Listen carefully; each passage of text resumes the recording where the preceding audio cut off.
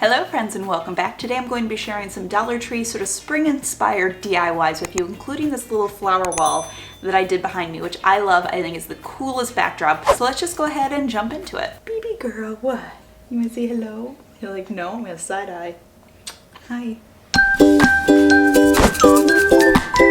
Okay, first up I'm sharing how I made my floral wall. You're going to start by grabbing some faux flowers from the Dollar Tree.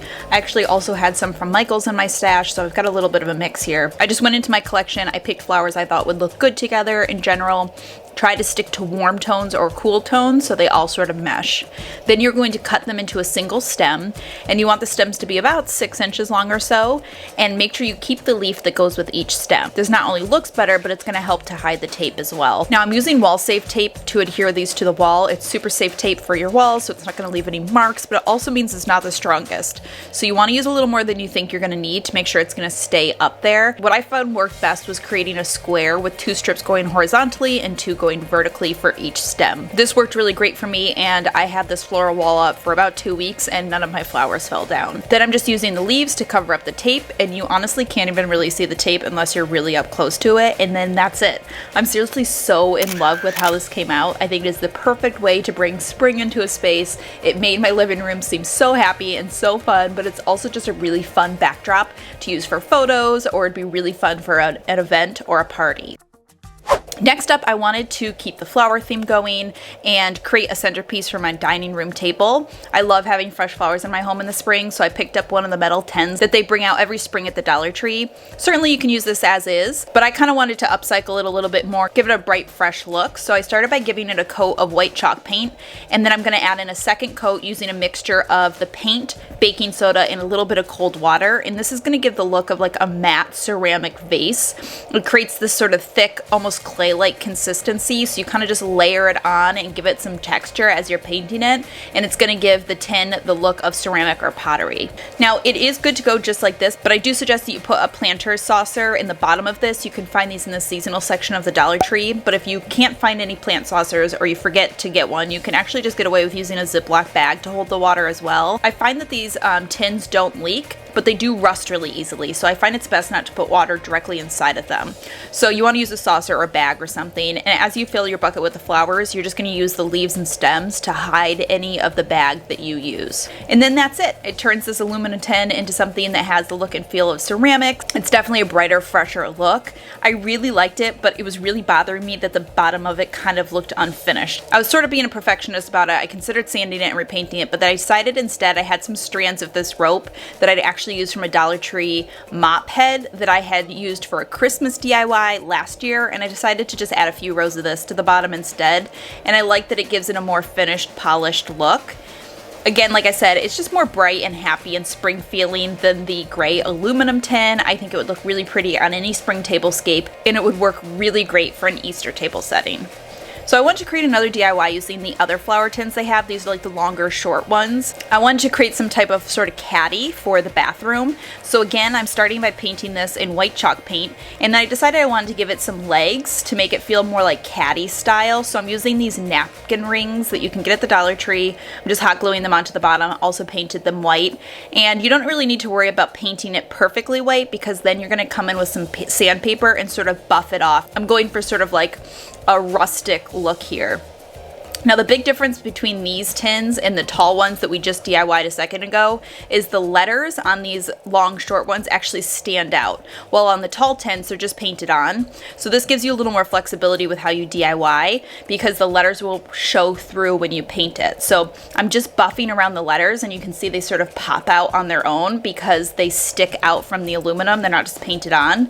And then I'm going to sand a little bit around the edges as well to give it that rustic look. And then this is finished. You can literally fill this with anything. You could fill it with flowers and floral foam from the Dollar Tree for a really cute centerpiece, but I wanted to create a little caddy, like I said, for the bathroom. So I'm just putting some of my Dollar Tree faux flowers in here. I have some little hand cloths. You can get these from the Dollar Tree, and then just putting in a soap dispenser as well, and it gives it this really sort of springy floral garden vibe. Next, while I was browsing the Dollar Tree, I noticed they had a ton of great yarn. Yarn can sometimes be hit or miss at the Dollar Tree. Sometimes they have it, sometimes they don't. Sometimes they just have one color. So I was really amped to find as much as I did, and I wanted to make some wall hangings with it. So I'm going to show you two different wall hangings. One is super easy, the other one requires a little bit of skill. But for both of them, we're going to be using this 3D wreath form that you can get from the floral section of the Dollar Tree. It's essentially just 4 metal rings, and they're all slightly different sizes. So it's really easy to pop them off and separate them from one another. So for the first easier wall hanging, I wanted to make the ring gold, so I'm just painting it in gold paint. Gold spray paint honestly would have been a lot easier, but I was out of it and I was too impatient to wait until I went out to the store again to get some. And then to create this hanging, all I'm doing is simply looping strands of yarn onto the ring. You can have fun with this, do all types of patterns and colors. I went for mostly white, and then I did a few pops of color in there as well. And the fun thing here is it really doesn't need to be perfect. That's kind of the point. It looks better when it's not like perfectly even or all the same exact colors or pattern. Then I just trimmed up the bottom to my desired length, and I essentially just like gave it a haircut with scissors. But I also prefer the ends to be uneven, so then I just went in and cut the strands to slightly different lengths to give it that unfinished sort of feel. And then that's it. This seriously was like so easy, so simple. I think it's super cute and fun for a wall hanging. You can put it on the door and a gallery wall. There's lots of options. Okay, for the next one, we're actually going to be using a macrame knot. So once again, you're going to start by looping your strands onto the hoop. And for this wall hanging, I'm doing one white and one brown strand together as one. So this is going to make it a little confusing, but I'm essentially treating the double strand of one white and one brown as a single strand when I'm doing my macrame. And I'm going to be doing what's called a square knot. It's one of the easiest macrame knots there are, and it requires 4 strands to complete. So again, I'm using 2 strands to equal 1, so technically I'm using 8 strands. I'm going to link a super easy tutorial for this knot down below if you need a little more explanation on how to do it. But essentially you're going to take the leftmost strand, pull it across the middle 2 strands and under the rightmost strand. Then you're going to take that rightmost strand and pull it under the middle 2 strands and then over the left strand. Then you're going to tighten, pulling the outer 2 strands away while holding the middle 2 straight. And I'm going to do 2 of these knots for each section. Then I'm just working my way across the strands, combining 4 sections at a time until the first row is done. When I go down to the next row, I'm going to leave out the 2 outer strands. So now I'm combining the 2 left sections from one to the 2 right sections of the next one over. And I'll work my way all the way across, and then the last 2 strands will also be left out. When I get to the third row, I'll repeat, leaving out the 2 outer strands once again. So you'll notice as you're moving inward, you're creating like an upside down triangle. So you're just going to keep on going like this, leaving 2 strands out each time that you start a new row. Once you finally get to the final row, it'll just be a single knot, and you will have created an upside down triangle. Now you can leave it like this, but I wanted to trim the ends to match the triangle shape. So once again, just giving a little haircut to my desired length and shape, and then that is it. One additional step that I'm taking here is I'm gonna fray all the ends. So I'm taking the yarn and I'm fraying them all the way down. This is a little bit tedious, so it's a good project for like sitting on the sofa watching TV, but I think it gives the finished look a way more polished and sort of high-end feel. It doesn't look like cheap $1 yarn. This makes it look a lot more expensive in my opinion.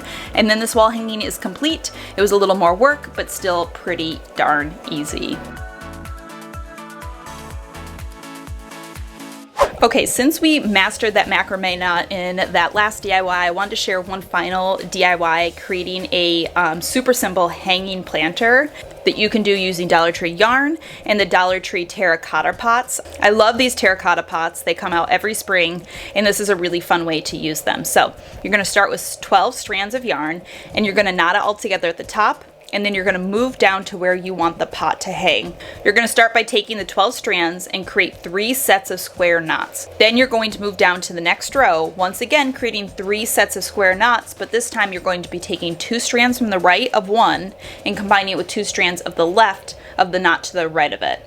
Then taking 2 right strands of that one and combining them with 2 left strands of the one to the right of that. So essentially you're making this into a circle. And you're going to repeat this for 4 rows, and then knot it all together at the bottom. Then you can just shimmy your terracotta pot inside the webbing that you have created, and you are all done.